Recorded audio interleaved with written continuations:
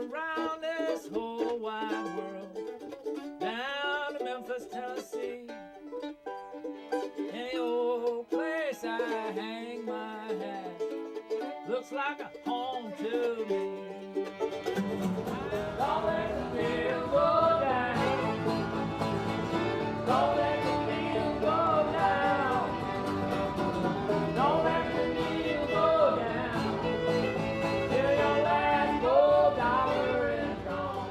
I've been a traveling musician for 40 years now.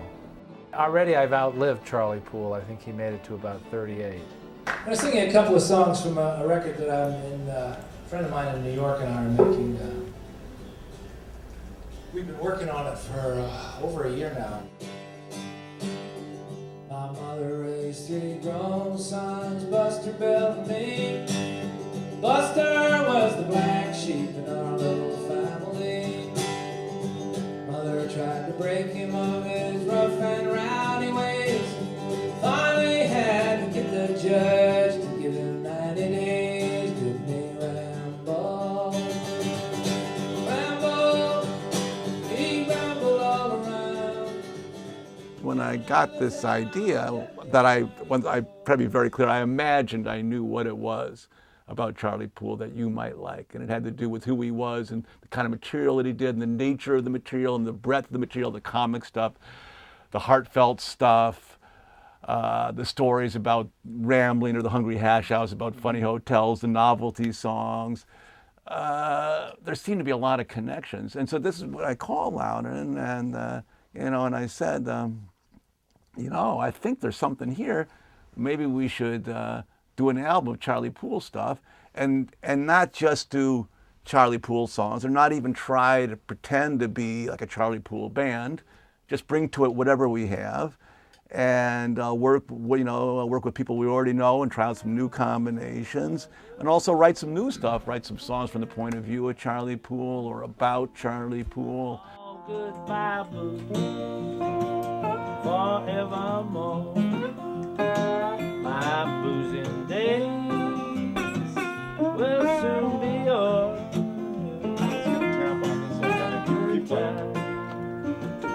But we couldn't agree. I initially approached Dick about wanting to play on this Loudon record. I think simply at first because of Loudon's involvement, because I'm a fan, and I thought it would be a really cool opportunity to try to get in the same room as him. And then after we met and Dick played me a lot of the music that they were working on, I realized that it was about Charlie Poole. And I don't think I'd really ever heard Charlie's music before. What I connected to with this was hearing the old recordings of it.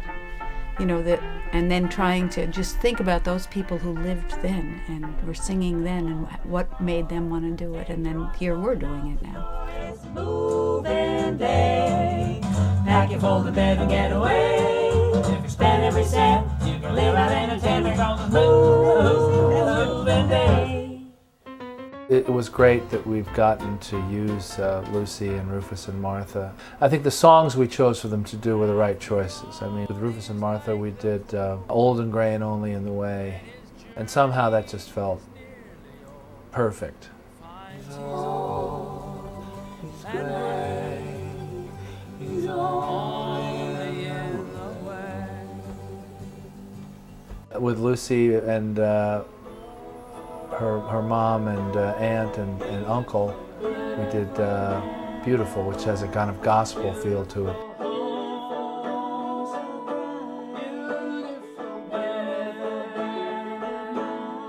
Beautiful crown shining so fair. Beautiful mansion bright. Beautiful you can sort of connect to without even thinking too much about Jesus. Right. You can think of Miley Cyrus. Well, no, you can think of your home. It's sort of like about your home and your, something that's dear to you. Your robes. Your beautiful terry cloth bathrobe. Was it from a gray-haired mother or a sister or a brother? Had he waited all those many years in vain?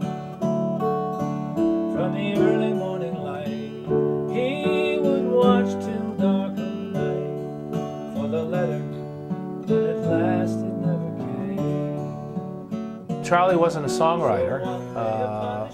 He sure owned the songs, though. He invested them with so much of himself that it felt like he wrote them. He made them his own. He was a drunk. I was going to say he was a bit of a drunk. He was a drunk. There's no such thing as a bit of a drunk. And he was kind of almost chauvinistic, I think, about it. You know, he bragged about it and he laughed about it, and it eventually killed him. Oh, I'm gone away, I'm gonna stay, I'm never coming home. Gonna miss me, honey, in the days to come. When the winter winds begin to blow, the ground is covered up with snow. You think of me, gonna wish me back, you loving man.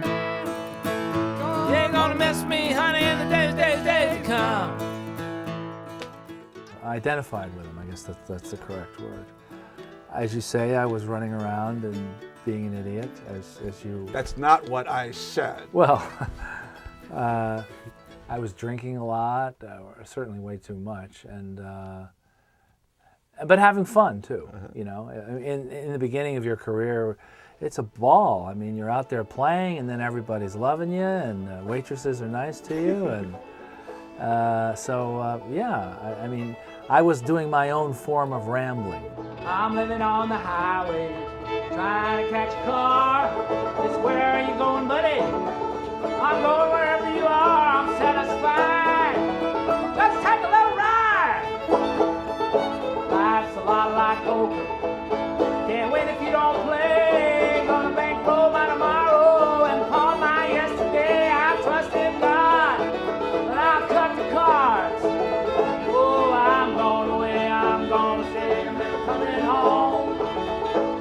Gonna miss me, honey, in the days to come. When the winter winds begin to blow, the ground is covered up with snow. Taking me, gonna wish me back, your loving man.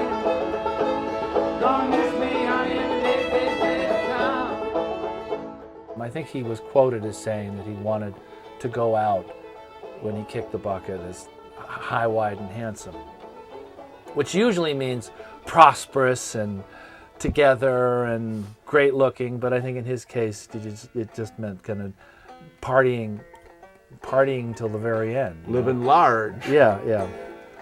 High, wide, and handsome, that's how I like living. High, wide, and handsome, that's how life should be. Low, skinny, and ugly, that's for other people.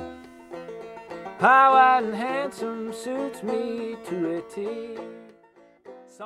If there's a group of people out there, I'm gonna try to get them, you know, and not just with the beauty of the material, but I'm just gonna get them, because that's the fun for me. I'm always thinking of the live audience and the reactions that I can get. If it's a laugh or a gasp or a sob or a hiss even.